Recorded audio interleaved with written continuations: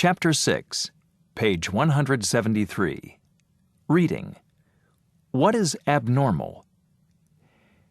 A man living in the Ozark Mountains in Missouri has a vision in which God speaks to him. He begins preaching to his relatives and neighbors, and soon he has the whole town in a state of religious fervor. People say that God has called him to speak to them. He becomes famous as a prophet and healer, and in time he is drawing large audiences everywhere he goes. However, when he goes into the city of St. Louis and attempts to hold a prayer meeting on a main street at rush hour, blocking traffic, he is arrested. He tells the police officers about his conversations with God, and they hurry him off to the nearest mental hospital. A housewife is tired all the time, but she has trouble sleeping. Her housework keeps piling up because she has no energy to do it. Applications for adult classes and ads from the newspaper for jobs lie in a drawer, untouched. She goes to her family doctor, but he says she's in perfect health.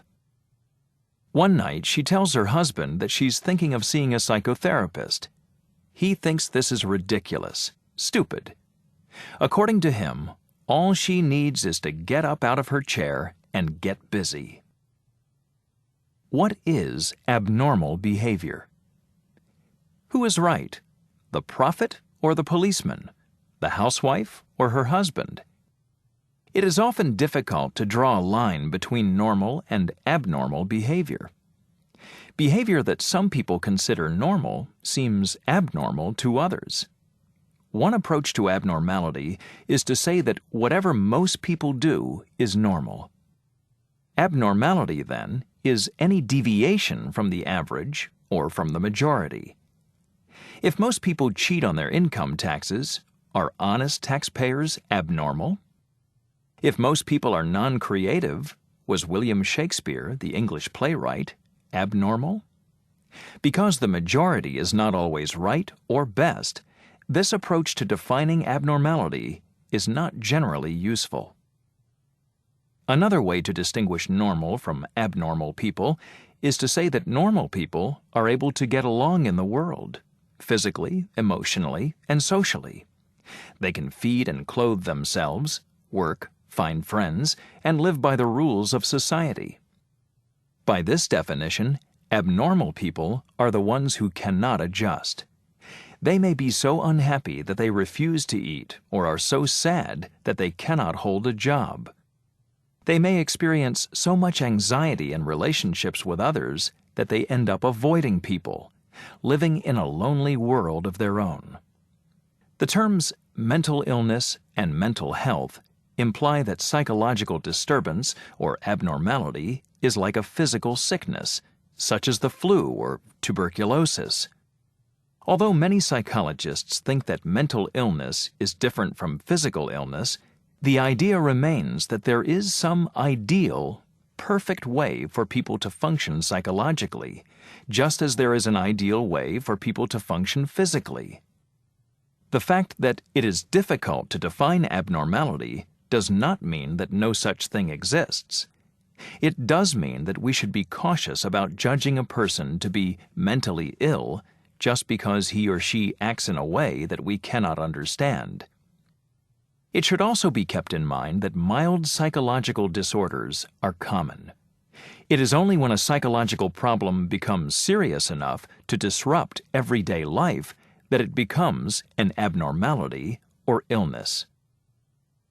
Anxiety-based disorders. Among adults, 16.4% have symptoms typical of the anxiety-based disorders. People with these disorders are deeply anxious and seem unable to free themselves of worries and fears. When severe anxiety is focused on a particular object, activity, or situation that seems out of proportion to the real dangers involved, it is called a phobia. Phobias may be classified as simple phobias, social phobias, and agoraphobia. A simple phobia can focus on almost anything, including high places, acrophobia, enclosed spaces, claustrophobia, and darkness, nyctophobia. Victims of social phobias fear that they will embarrass themselves in a public place or social setting. People suffering from an extreme fear of crowds, agoraphobia, may stop going to movies or shopping in large, busy stores. Some reach the point that they will not leave their houses at all. Phobias may be mild or extremely severe. Most people deal with their phobias by avoiding the thing that frightens them. In another type of anxiety disorder, panic disorder, panic attacks occur that last from a few seconds to several hours. During an attack, anxiety suddenly and often without warning rises to a peak, and the individual feels a sense of impending, unavoidable doom. Although symptoms differ from person to person, they might include an increased heart rate, shortness of breath, unusual amounts of sweating, and dizziness. Mood disorders. U.S. President Abraham Lincoln, British Queen Victoria, American writer Mark Twain. The common link among these people? Each suffered from attacks of major depression, one of the most common mood disorders. We all experience mood swings. Sometimes we are happy, while at other times we feel miserable or depressed, sad. Occasional depression is a common experience. When psychologists speak of major depression, they do not mean the sadness that comes from experiencing one of life's disappointments. Some depression is normal following the breakup of a long-term relationship, the death of a loved one, or the loss of a job. In some people, however, these moods are more intense and last longer. These individuals often get the sense that their depression will go on forever and that there is nothing they can do to change it.